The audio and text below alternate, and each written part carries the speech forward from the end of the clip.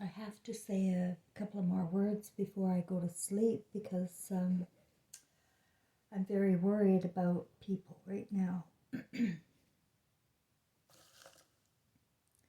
Tina Marie is one of my subscribers, especially to you. If you are thinking a lot about the one that harmed you, then they are thinking of you too. They are with you. Otherwise, you wouldn't be remembering and feeling depressed and sorrowful. It is depressing and sorrowful because you can't connect with her, and she is there. She is there. Our loved ones are there. And I know people find it hard to believe that we don't die, but we don't die. And we know what we have done and what we became because of influences outside of ourselves. It takes away our souls while we're here, so you can't expect to be raised right. And the thing I really wanted to get through is for people to stop feeling sorry for themselves about what happened because of their mothers. Get over that. You have to grow up now. Because, or you don't understand anything, do you? And you will not be forgiven. Because you are unforgiving. You're a judge. You're a big baby now. You're just as bad as the parent that got you. You are just as bad. So get over yourselves. I know people hate me when I say that, but I'm done with victims here. I'm sick of the victims because they're not the victims. They're participants. As long as we are not speaking up and showing our own feelings, our own consciousness, and being who we are inside, and using our own imagination for good and not manifesting perversion and greed and American dreams. If we can't do that on our own, we are nothing. We are a reptilian race crawling around forever. It is the responsibility of people who still have a heart to get this done. The ones without a heart won't be able to. Not while they're here. But people that have an emotional heart, they can figure out things. Anything. Just sit and think about it for a while. You can mend any relationship, whether your loved one is gone or not, whether your mother is gone or not, it can be mended. Go into your imagination with your memories. Go through your feelings one by one and say them out loud in your room by yourself. I know it's hard to drive yourself away from the devices and televisions and work and doing everything but taking time for yourself, but practice getting to know yourself in quiet. Get away from the noise as much as you can and go inside to your feelings and actually look at them. Look at your story again. You know, the way I've been modeling for people. Go back into your stories and bring them back up. Analyze them, read into them. Why are they so meaningful to you today? Or why don't you have any memories?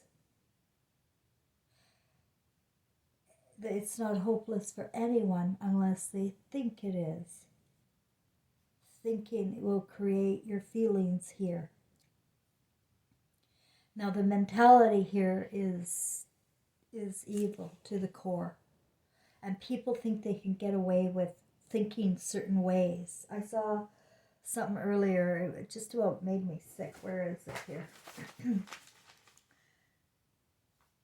Oh yeah, trying to watch a Netflix French show because I'm trying to learn French, right? So I was gonna watch it, but I stopped watching it because it's a cop show about a little girl being raped and murdered or something, and they wanted to glorify the death, over and over again, those images of the dead little girl, and death, and that's all the movie was about. It's the images, you know. But people walk into the story and they think they're thinking about a story, and they're not connecting the dots of those images are going with you. We cannot mimic. We can't watch television and think we're not being influenced. It's a deliberate soul harvest. And that's why I'm here. I'm not here for nothing. I'm telling you. You don't have anyone else in the world to tell you. And I am telling you, Hollywood is a soul harvest. It's beyond repair at this point.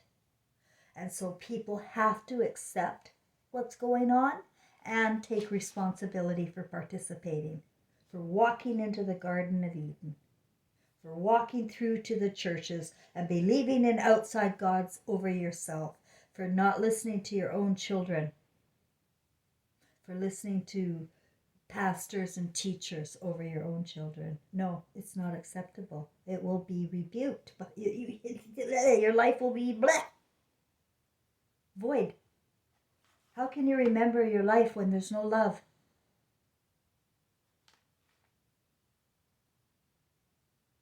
Aristotle didn't give us the first sense. I'm going to share this one on the positive influences of Aristotle. Like, there's so many groups with these Greek philosophers, right? They just keep perpetuating it for a reason. It's lies.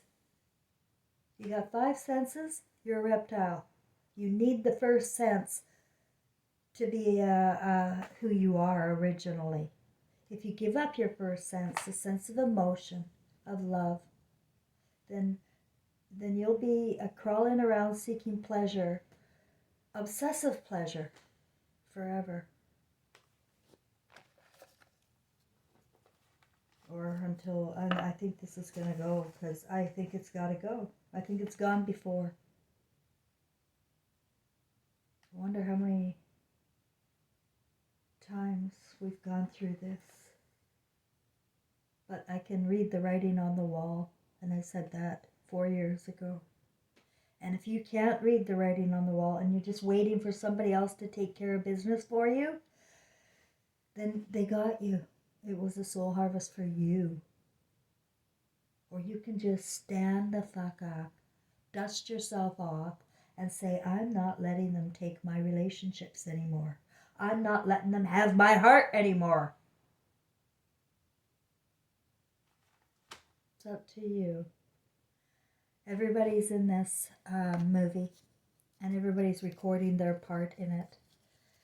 It's just a darn shame that more people don't know the difference between fantasy and reality now and think I'm the crazy one. Well, nothing is hidden. Nothing is a secret. And all I want to do is show you what my son showed me in my movie. And thank me, God, I saw it before I die.